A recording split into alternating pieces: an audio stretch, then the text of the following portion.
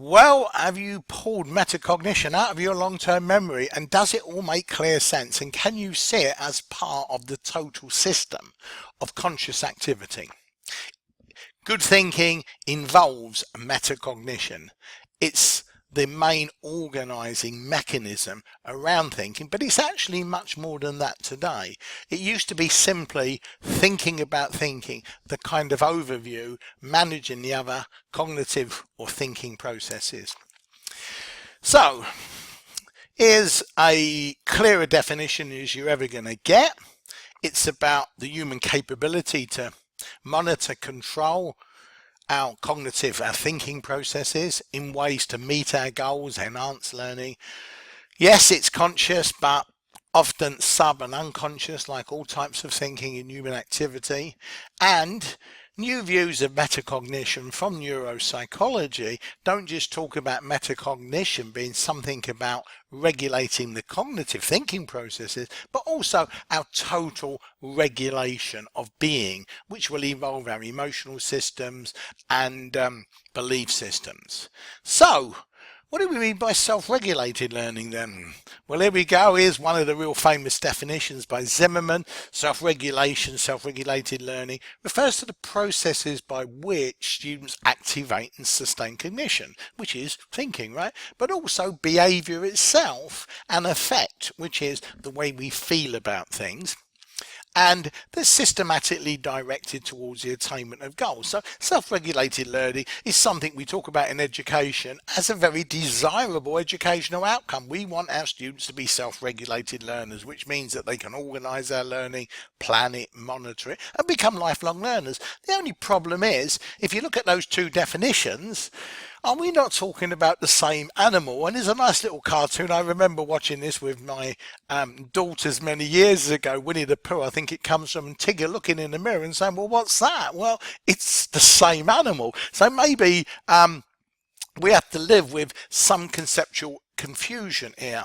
In fact, if we look at different researchers across the field, some actually say self-regulation is the more superordinate or overarching capability, but others take a different view and say, well, metacognition is. So how do we deal with this? Well, the good thing is we don't have to bother, because what we're interested in, quite simply, is, well, what does this mean for helping our students to learn better?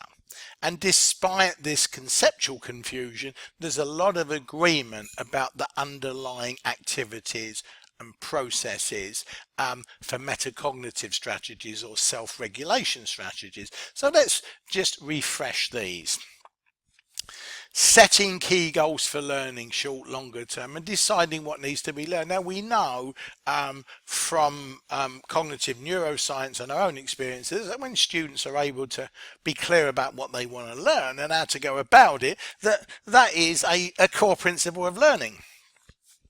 Now, knowing what learning involves and planning a successful learning strategy, well, fairly important that we should be getting our students to be aware of the key processes involved in learning, that essentially they've got to make sense of information in their working memories. Remember, going back to the tutorial on thinking, you've got to connect in new information from the environment with information, organized information, hopefully from your long-term memory. So getting students to have a good idea of how the learning process works will mean that they can plan their learning more effectively rather than doing cramming and other unsuccessful learning strategies. Okay, now there's lots of different learning strategies, and we will be looking at these later in this tutorial, obviously specifically related to metacognition. But as we know, metacognition is part of the wider cognitive process we call thinking.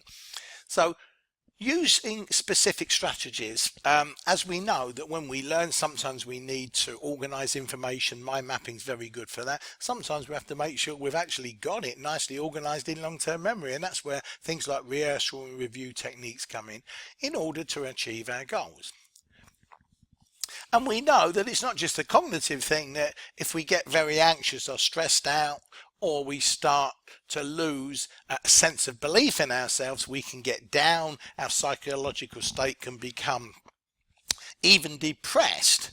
And what that means is if this happens and we don't do the good cognitive learning strategies, if we don't do them, we don't do the learning. So managing a positive psychological state, which often is about managing your emotions, anxiety, and also, as we know, that persevering over time is fundamental.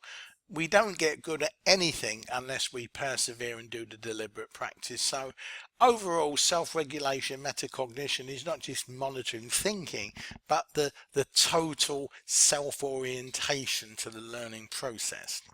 And finally, we know that feedback is such a massive I effect strategy in learning, and monitoring and reviewing one's own progress is about giving one feedback, identifying what's working, what's not working, and modifying or changing aspects of the strategy if necessary.